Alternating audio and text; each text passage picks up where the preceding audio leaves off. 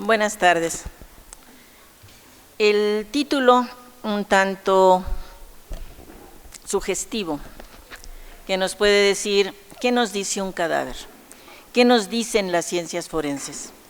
Estamos viviendo en un ambiente propiamente de ciencias forenses. Por eso agradezco infinito a las autoridades de la Universidad de América Latina de haberme invitado a este foro y poder platicar con ustedes sobre los temas que son realmente importantes en este tenor. Si nosotros hablamos de ciencias forenses, estamos en el boom de lo que son todos los programas de televisión. En esos programas de televisión, yo creo que todos y cada uno de ustedes ha visto por lo menos uno, porque tenemos el CSI Las Vegas, CSI Los Ángeles, NCIS de Washington, todos aquellos que hemos tenido la oportunidad, La Ley y el Orden y todo lo demás. ¿Esto realmente es lo que sucede en el ámbito de las ciencias forenses? ¿Esto es real? En esos programas que realmente siempre hago mención de ellos, porque nos han generado muchísimos problemas desde el punto de vista técnico-científico, porque llega, por decirles algo, o alguien, un comandante, y nos pide que hagamos exactamente lo que dice la televisión. ¿Y qué es lo que nosotros hacemos? En algún momento, un comandante me dijo que quería saber, o le pidió a los peritos, que le dijeran qué había pasado con un portafolios. Era un caso de secuestro. Y este comandante dice, es que quiero que me digan dónde estuvo el portafolio, cuánto estuvo el portafolio, quién tuvo el portafolio, a dónde fue el portafolio, de dónde regresó el portafolio, cómo llegó el portafolio. Entonces, todo era el saber la historia completa de ese portafolio. Si tuvo patitas, si no tuvo patitas, qué hizo ese portafolio.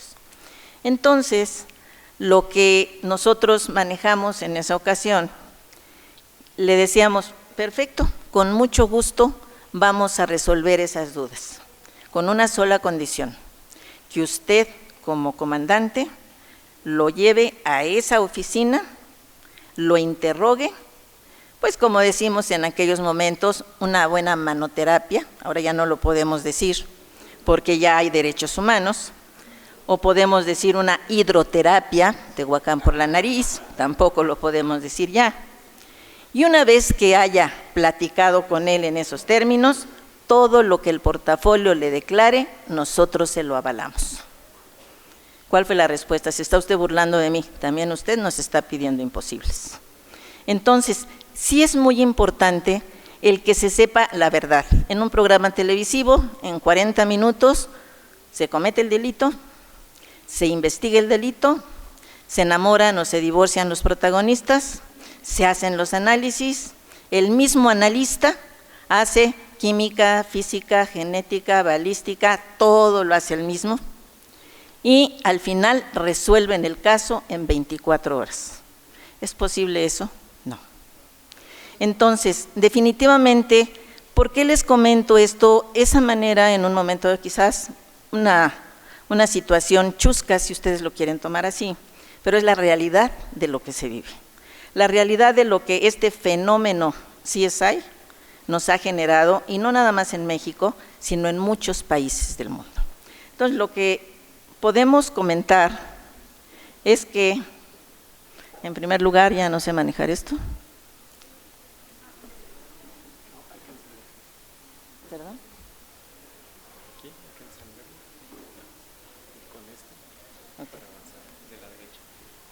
Entonces, si nosotros vemos qué son las ciencias forenses.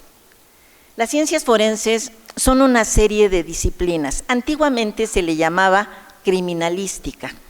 El decir criminalística nos deja muy acotados, definitivamente. No podemos decir, porque criminalística es un lugar de hechos.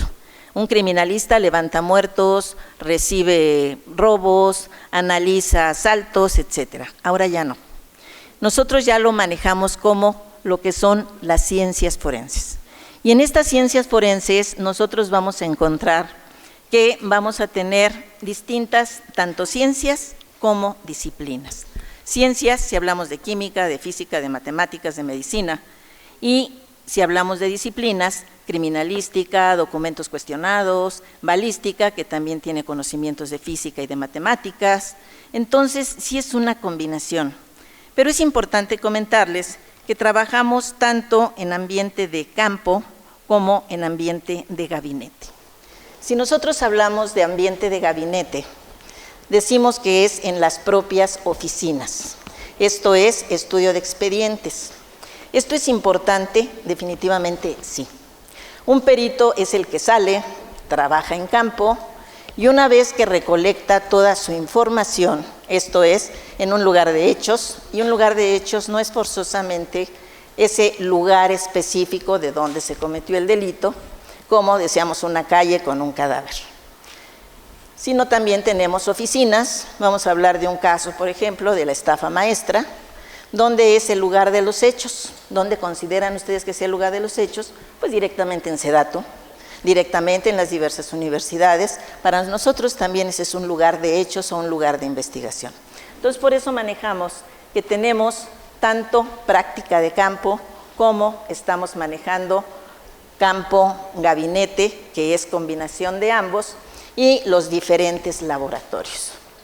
Afortunadamente, en muchos estados de la República ya se cuenta con equipo altamente tecnológico, ya no es como hace años que decíamos que grafoscopía era aquella disciplina en la que la persona traía un sombrero alto, ahora que viene la etapa de Halloween, las fechas de Halloween, con una bola de cristal y ahí decían si era la firma o no era la firma.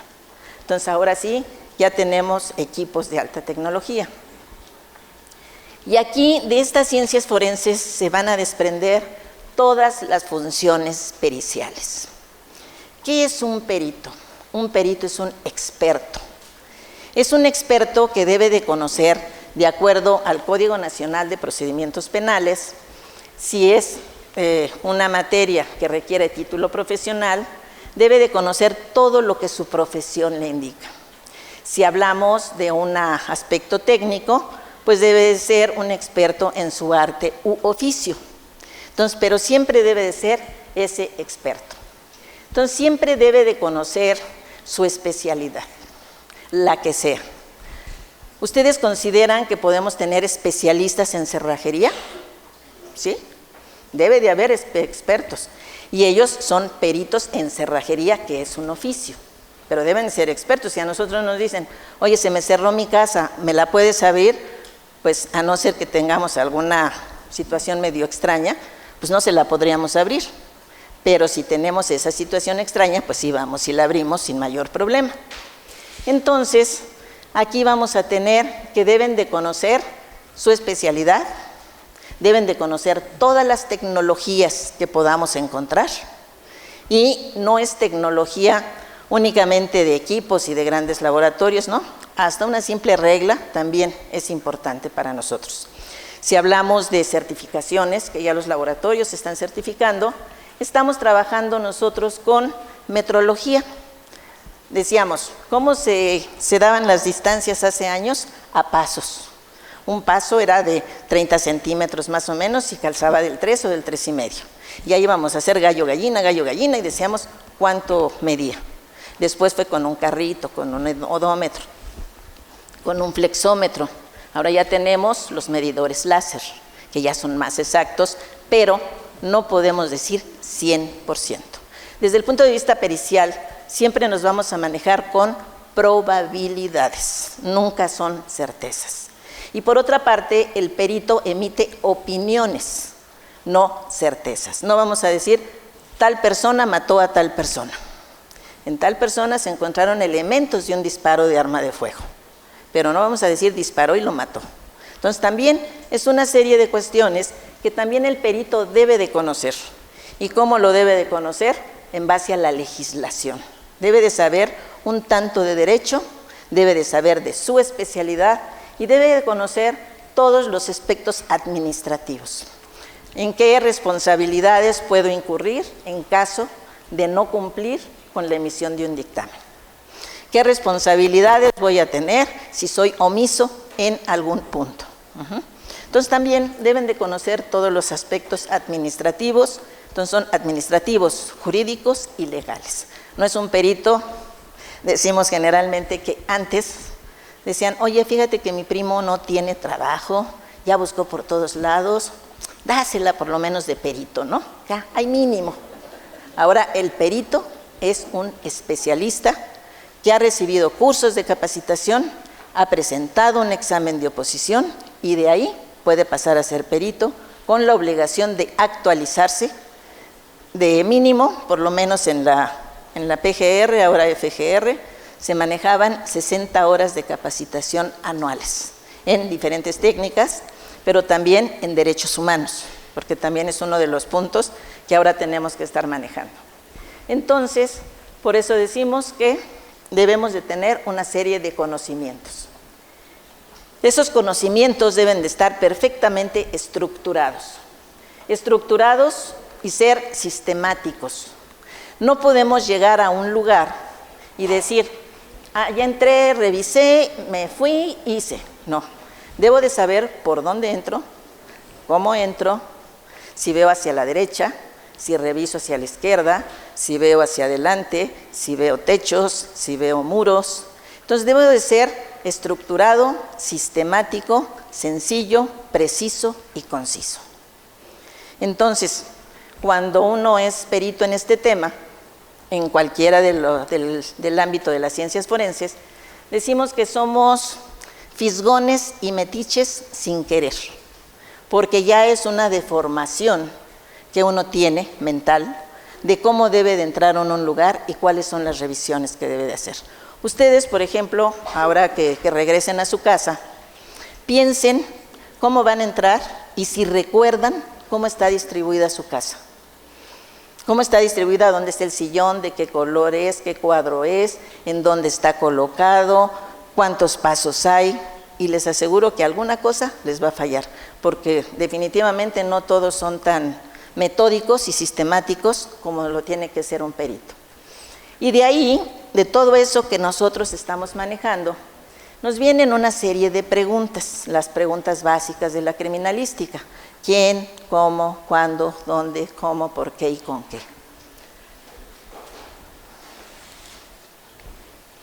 ¿Y para qué sirve un perito? ¿Para qué sirven todos los dictámenes periciales? Para el esclarecimiento de los hechos. Nosotros lo que vamos a tratar es de esclarecer lo que está sucediendo. ¿Qué pasó en ese lugar? Pero no lo vamos a hacer de una manera, como les decía yo, definitiva. Y luego caminó, pensó 3 segundos y luego continuó caminando. Nos dicen, por ejemplo, de algún cadáver y quedó en decúbito ventral, o sea, boca arriba, viendo hacia el cenit con la mirada perdida.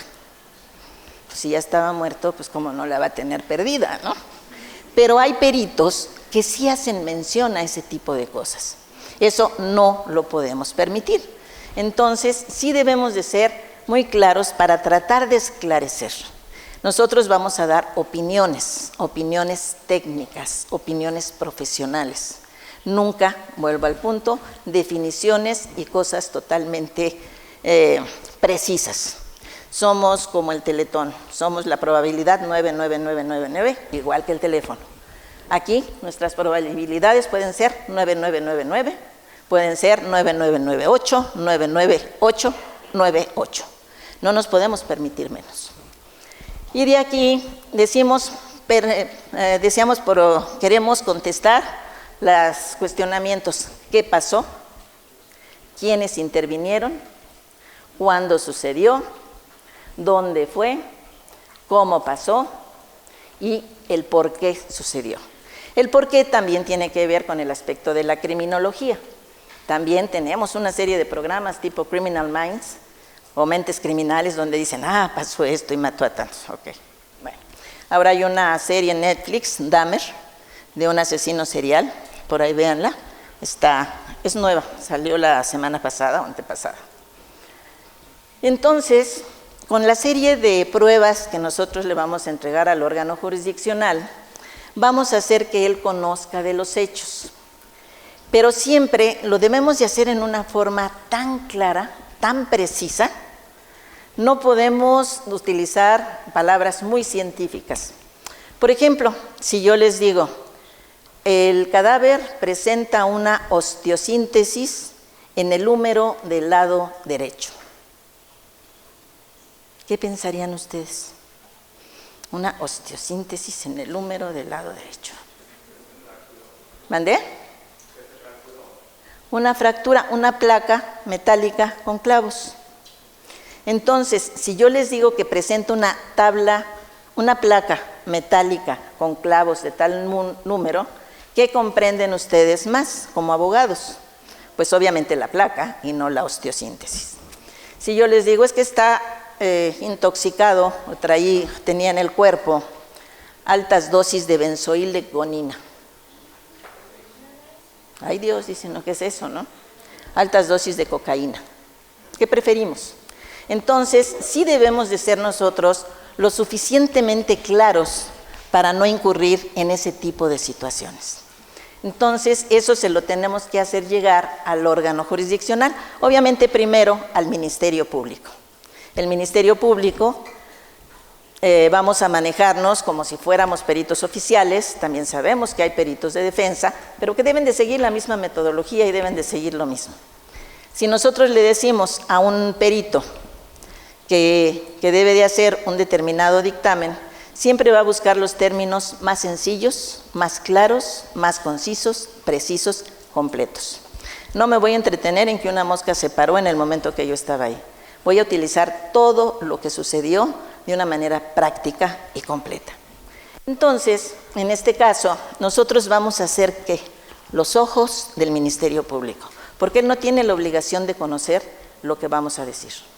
Vamos a hacer los ojos del juez, porque tampoco tiene la obligación de saber lo que nosotros vamos a decir o lo que nosotros hicimos. Nosotros conocemos nuestra materia y puede sonar un poco mal, pero somos los lazarillos del juez y los lazarillos del Ministerio Público, los lazarillos de las víctimas, de las mismas víctimas y hasta del propio imputado. Entonces, si nosotros hacemos esta exposición al juez, a nuestro órgano jurisdiccional, lo vamos a ir llevando para que sin haber estado en el lugar, sin conocer o quizás conozca todo el contexto de la carpeta de investigación, también tenemos un dicho que nos indica que una fotografía dice más que 1000 palabras. Entonces nosotros tenemos que darle esa explicación como si fuera una fotografía de 1000 palabras. Y irlo llevando para darle alguna probabilidad o certeza de cómo sucedió el delito. ¿Y esto con qué va a ir acompañado? Obviamente, por un peritaje no se va a resolver un caso. Vamos a tener también declaraciones, vamos a tener diferentes tipos de actuaciones. Entonces, con todo esto, nosotros vamos a realizar un gran rompecabezas. Vamos a formar nuestro rompecabezas con todos los elementos, incluyendo todo el aspecto pericial.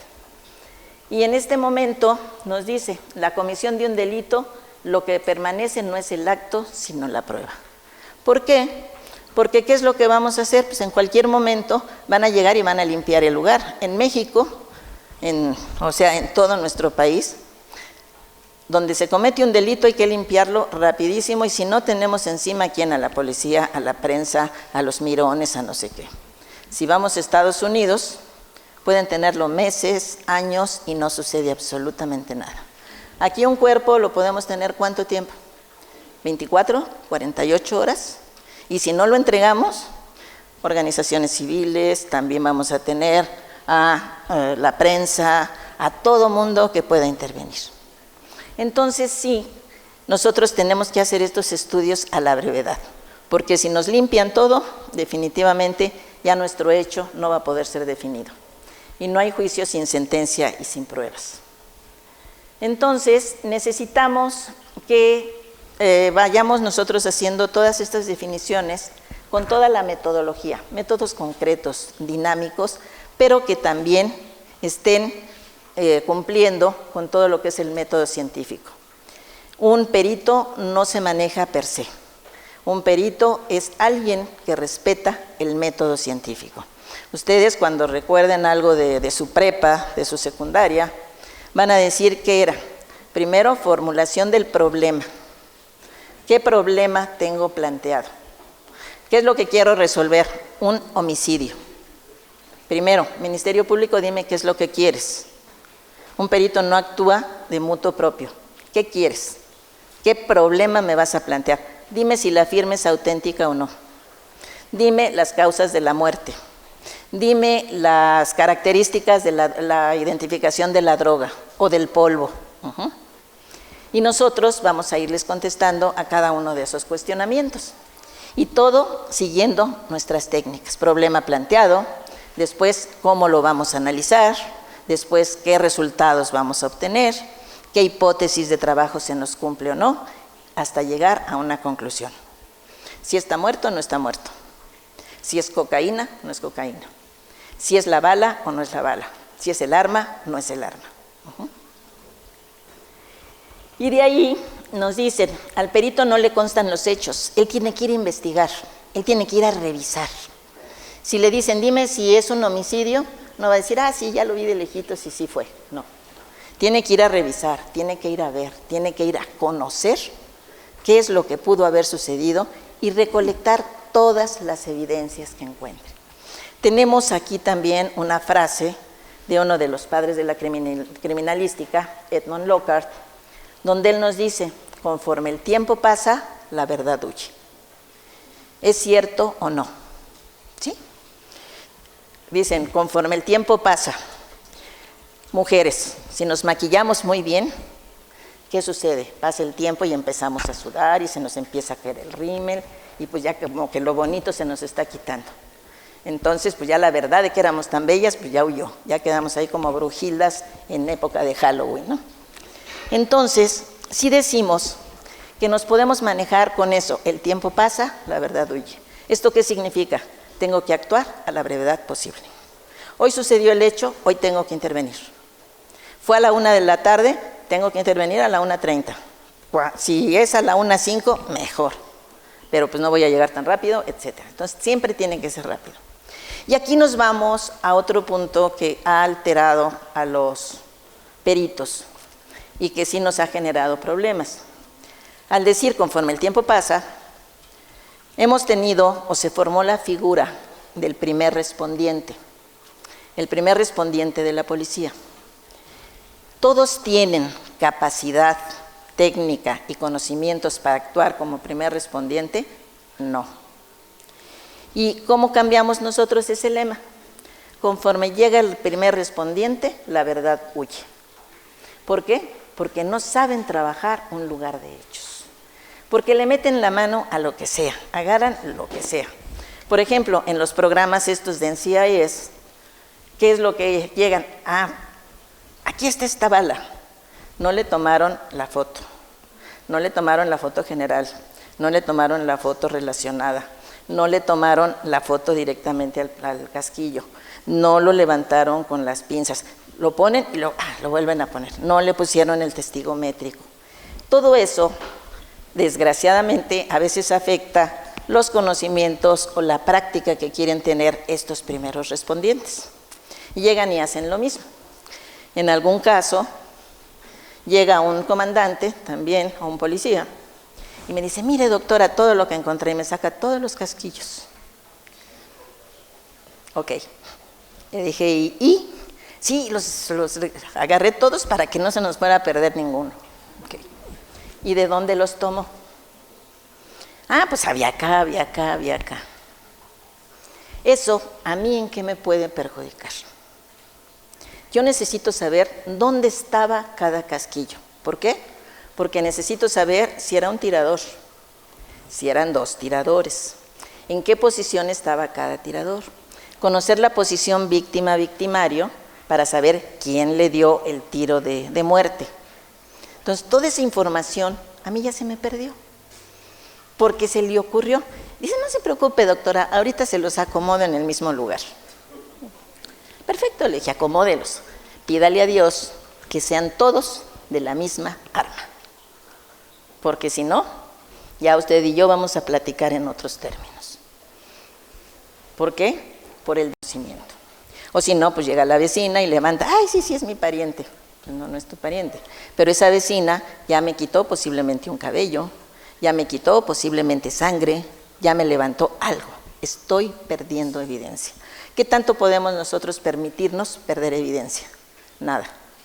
Debe de ser lo más completo posible. Y por eso justamente el perito tiene que hacerlo lo mejor posible. ¿Por qué? Porque eso se lo va a presentar al MP y al juez. Entonces, también tenemos que vamos a tener que ser totalmente objetivos, no nos podemos ir con absolutamente ninguna idea de absolutamente nada. Debemos de ser imparciales, no porque sea mi amigo, no porque esté feo, no porque esté bonito, no porque pobrecito, no, nada. Debemos de ser totalmente imparciales. A veces frío, nos dicen que somos fríos, sí, es como se debe de ser para llegar a una conclusión lo más apegada a la verdad. Y en un momento dado, también, como decíamos, pueden ser peritos oficiales, ahora con el nuevo sistema penal acusatorio, o nuevo relativamente, porque ya es de 2016, pero lo siguen tratando como tal. También pueden ya participar e intervenir los peritos de defensa. Y en este sentido, deben de tener la misma ética, no por cobrar más vamos a perder la ética, sino que se debe de conservar siempre bajo los mismos roles. También ya no nos podemos manejar de acuerdo también a un lema que era muy utilizado y en algunas instituciones todavía se utilizan, de acuerdo a mi leal saber y entender. ¿Cuánto sabes? No lo puedo determinar. ¿Cuánto entiendes? Tampoco lo podemos determinar. Entonces, todo esto tiene que ser combatido propiamente con conocer todas las tecnologías y todas las metodologías existentes. Por ejemplo, un caso que es el más común y el más traumático, creo que he tenido en toda mi vida, y ustedes lo han oído, la prueba del rodisonato de sodio. ¿Sí han oído ustedes eso para saber si disparó un arma de fuego? Dicen, le salió positiva la prueba de Harrison, la prueba del rodisonato. Otros dicen, un poquito más anticuados, la prueba de la parafina. Si yo utilizo cualquiera de esas tres pruebas desde el punto de vista pericial y actúa un perito de defensa o actúa un perito oficial, se les puede caer el dictamen en 10 minutos. ¿Por qué? Porque es una técnica total y absolutamente subjetiva. Y si es subjetiva, pues ¿qué nos va a suceder? Yo veo un puntito amarillo y tú ves uno naranja. Ah, pues entonces ya no fue. Entonces, esas pruebas y esas situaciones son las que ya no deben de existir. ¿En qué estados de la República se maneja la prueba del rodisonato o la prueba de Harrison, que le llaman? Y tenemos 32 entidades de la República, aproximadamente en 30. ¿Y saben hace cuánto dejó de ser funcional esa prueba? 30 años. A nivel internacional, desde hace 30 años ya no es funcional. Hay otras, sí. Se implementó, me tocó implementar la prueba de absorción atómica, se utilizó una temporada y después ya no, porque el equipo era caro, y situaciones de esa naturaleza. La criminalística cuesta, la investigación cuesta, y por lo tanto debemos de pagar. Y también debemos de ser, como dicen, exposición del margen científico, con acierto, fundamentado. No podemos hablar de algo que no esté perfectamente comprobado. ¿Y comprobado por quiénes? Literatura internacional, literatura nacional. Entonces, todo esto nosotros lo tenemos que ir haciendo. Y de ahí siempre debemos de manejarnos, volvemos al tema, no al leal saber y entender, sino de acuerdo a estándares nacionales y estándares internacionales. Debemos de ser certificados. ¿Certificados por quién? Tenemos una certificación nacional de la Entidad Mexicana de Acreditación, la EMA, y tenemos certificaciones y acreditaciones internacionales, que es de la ANAP, es la American National Bureau, algo así, donde ya nos dan los estándares específicos para que nosotros podamos trabajar y digamos que somos peritos certificados. Ya no es dile a tu primo que es el jardinero que no encontró trabajo y que te lo mando a que haga funciones de perito. Y también debemos de valorar y razonar los resultados. Un perito es el que escribe y dice, ya dije que sí, ya dije que no. ¿Hasta ahí llega? No. Debe de entender lo que está haciendo y hacerle entender. Si yo hablo, por ejemplo, de esta prueba de rodizonato, por eso les digo que es la más traumática. Dicen, le salió negativa, no disparó. No es cierto. Le salió positiva, sí disparó. No es cierto. Y si yo soy un perito que no explica eso, ¿qué va a hacer el juez o qué va a hacer el Ministerio Público? Sí disparó, adentro, no disparó, afuera. Fácil. Salió negativa, ¿por qué?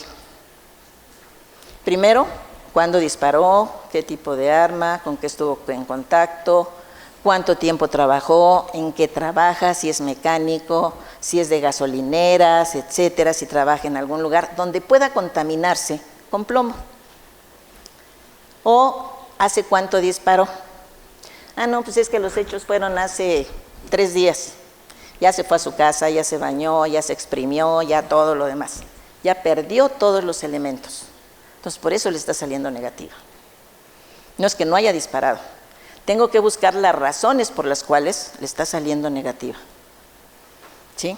Le salió positiva, es que si es mecánico, si hace esto, entonces puedo decir que le salió positiva, no voy a decir por ser, tuvo contacto con esto y la prueba es positiva.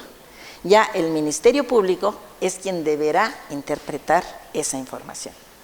Pero sí, siempre nosotros tenemos que estar trabajando con ellos y por eso con el sistema penal acusatorio vamos a trabajar siempre con lo que son policía, Ministerio Público y periciales. Somos propiamente el triángulo que tiene que trabajar en unión, no para ponerse de acuerdo para hacer algo, de decir, ay, voy a inventar algo, no. Entre los tres, el policía va a dar sus datos de investigación, a quién interrogó, qué hizo, qué le dijo, qué declaraciones maneja. El perito va a dar toda su información, como lo hemos comentado, y el Ministerio Público, con toda esa información, más todo lo circunstancial que pueda manejar o todos los datos que tenga, ¿qué va a formular desde el punto de vista jurídico? La teoría del caso. Entonces, ¿somos importantes los peritos? Sí. ¿Son importantes los policías? Sí. ¿Es importante el Ministerio Público? También. Porque vamos a manejar que esa tríada es la que va a presentar ante el juez esa teoría del caso, pero con toda la información. ¿Y qué sucede con esos peritos, con esos policías, cuando se presenten a juicio? Ya van a saber qué van a decir, qué evidencias van a presentar, qué preguntas se les van a hacer. ¿Esto consideran ustedes que es adecuado? ¿Sí? Porque no van a llegar a la sorpresa de que a ver qué me pregunta el Ministerio Público, a ver qué me pregunta el defensor, sino ya van preparados con toda la información técnico-científica, no la que inventen. Y siempre manejarse sobre la premisa. Lo que es la teoría del caso debe de estar fundamentada en la evidencia y no inventar la evidencia para que cumpla con esa teoría del caso.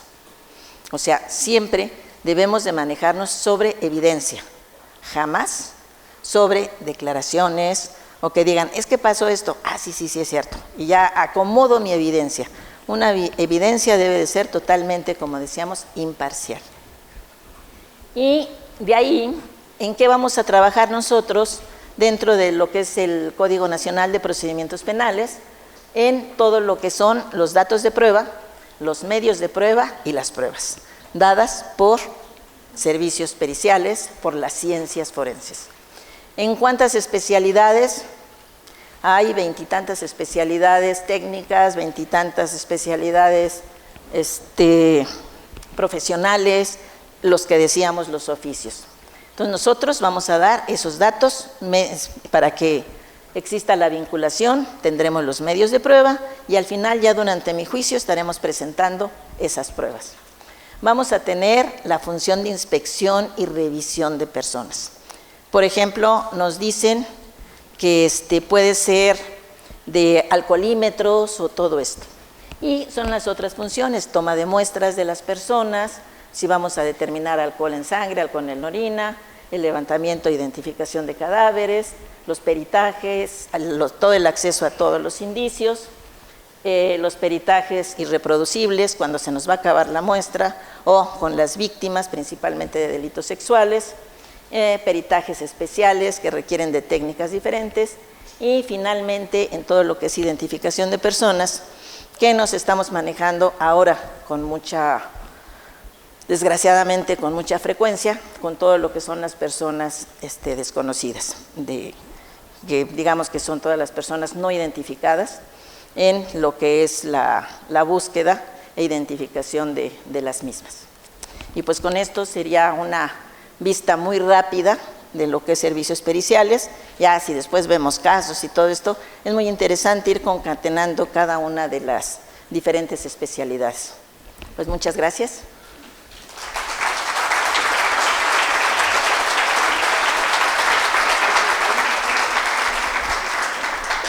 Muchas gracias, química, farmacéutica industrial, Sara Mónica Medina, por esta brillante exposición.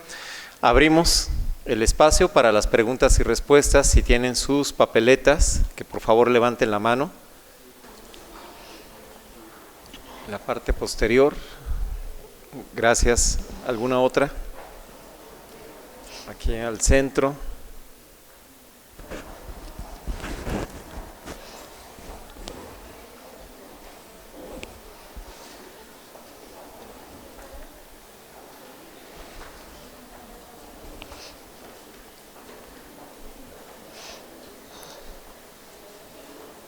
Bueno, dice una pregunta.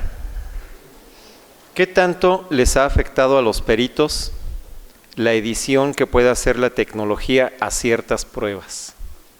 O sea, modificar. ¿La edición? Modificar, me imagino. Siempre se debe de estar actualizado. Si uno es curioso, definitivamente siempre está uno pensando qué puede salir, qué no puede salir. Por ejemplo, lo típico, cocaína blanca, después llegó la negra, después llegó la rosa, y tenemos que ir buscando diferentes tecnologías para poder ir haciendo los análisis respectivos. ¿Qué tanto afecta? Desgraciadamente sí, porque no se cuenta con los recursos económicos muchas veces para la adquisición de esa tecnología y que podamos en un momento dado pues hacerlo el 100% que sería necesario. Entonces, como les digo, todo esto es dinero y lo que se requiere es justamente presupuesto para contar con todas las tecnologías que pudiéramos utilizar para hacer los análisis y todo el estudio de evidencia. Gracias. Y me imagino que debe ser la modificación de videos, audios, fotografías, que ahora se pueden manipular fácilmente. Se puede manipular absolutamente todo. Se puede manipular la droga, se pueden manipular las causas de muerte, se pueden manipular todo lo que son audios, los videos, meterles cortinillas, podemos manejar todo lo que es, por decir algo, pornografía infantil, donde tienen que hacerse una serie de estudios psicológicos, se tienen que hacer estudios de informática, médicos, etcétera, pero también van modificando que a veces no pueden ser identificados.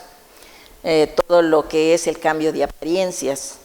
Si yo tengo una persona con ciertas características y después tengo una fotografía con características diferentes. ¿Por qué? Porque se hizo la cirugía, porque la cirugía plástica, se redujo la nariz, se bajó las mejillas, adelgazó, pero afortunadamente ya hay tecnología para poder detectar todas esas modificaciones. Se puede tener modificación de lo que sea, pero se puede identificar lo que sea, siempre y cuando se cuente con la tecnología adecuada, y ya la hay, afortunadamente. Muchas gracias. Otra pregunta, ¿cómo ha evolucionado la materia pericial con el nuevo sistema de justicia penal? Digamos que se ha modificado desde el punto de vista casi de presentación en juicio. En la etapa de investigación es exactamente lo mismo. El perito asiste, revisa, levanta evidencias, levanta su cadena de custodia, hace los análisis respectivos. ¿En qué se modifica? En esta parte, en que ya en una sala de mando, que así le llaman, se maneja para la elaboración de la teoría del caso el consenso de las tres áreas: policía, perito y Ministerio Público. Anteriormente eso no se hacía. Después, en todo lo que es el estudio propiamente ya de la etapa intermedia, para saber pues, si quedaron como medios de prueba. Y también otro punto que cambia mucho es ya en la presentación en juicio, porque anteriormente la presentación en juicio era decir, ratificas o tienes una junta de peritos. Cuando se llegaba a esta junta de peritos, el perito que era especial, digamos, a veces decimos sui generis cuando no sabemos cómo llamarles, era especial, sui generis, llegaba y decía, yo ratifico mi dictamen en todas y cada una de sus partes. Bueno, pero aquí está el perito de la defensa que quiere argumentar esto. Yo ratifico mi peritaje en todos los puntos y ya. No lo sacábamos de ahí, no discutía. Otros sí iban y discutían su peritaje con el perito de defensa. Y ahora, ¿cuál es la diferencia? Que el perito tiene que llegar a presentar su dictamen sin leer absolutamente nada, lo debe de llevar perfectamente preparado, presentárselo al juez, de tal forma que no únicamente es presentar, sino lo tiene que presentar, explicar, y el tercer punto, que es el más importante, convencer. Tiene que convencer al juez, tiene que convencer al Ministerio Público, tiene que convencer a las partes de que lo que él está diciendo es lo correcto. Y esto lo puede hacer de diferentes formas, con maquetas, con escritos, con algo que se presente, pero no con el dictamen. Ya no va a tener el dictamen para discutirlo. Él ya lo debe de saber y debe de llevar propiamente todos los elementos que él pueda considerar que le sirvan didácticamente para explicárselo al juez, por lo que les comentaba al principio. Somos los lazarillos del juez y somos los lazarillos del Ministerio Público. Entonces, esa es la diferencia. Y hay que llegar a explicar. Ya no ratifico, ya acepto las preguntas del juez en el interrogatorio, tengo mi contrainterrogatorio, tengo mi contrainterrogatorio y mi recontrainterrogatorio, si así se considera. Y eso es totalmente nuevo a lo que se manejaba en el sistema inquisitivo. Muchas gracias. Una última pregunta y con esta cerraríamos, que es muy amplia, pero yo le pediría una respuesta corta. Ahora que asesinaron al gobernador Aristóteles Sandoval en Jalisco, limpiaron la escena del crimen, antes de que llegaran los peritos. ¿Cómo actúan ellos para integrar la carpeta de investigación y qué procedimientos llevan a cabo para reconstruir una escena que se desaparece? Se trabaja con lo que hay, con lo que dejaron. Tenemos técnicas como el luminol para sangre lavada. Se hace la recolección de todo lo que se puede y se dan respuestas a lo que se puede. No podemos llegar a una verdad absoluta justamente porque ya se modificó toda la escena. Pero se hace, no podemos decir ya no porque ya lo lavaron, sino con todo lo que hay, con todo lo que podamos todavía recuperar, con eso se hacen los dictámenes respectivos. Y obviamente con la observación, volvemos, de decir, la observación es el lugar fue lavado tal, fue tal día, y ya con eso pues tenemos algún tipo de salvedad en caso de que se presente alguna otra evidencia. Muchas gracias. Pues le vamos a dar otro fuerte aplauso a la química farmacéutica industrial Sara Mónica Medina. Gracias. Igualmente le agradecemos estas dos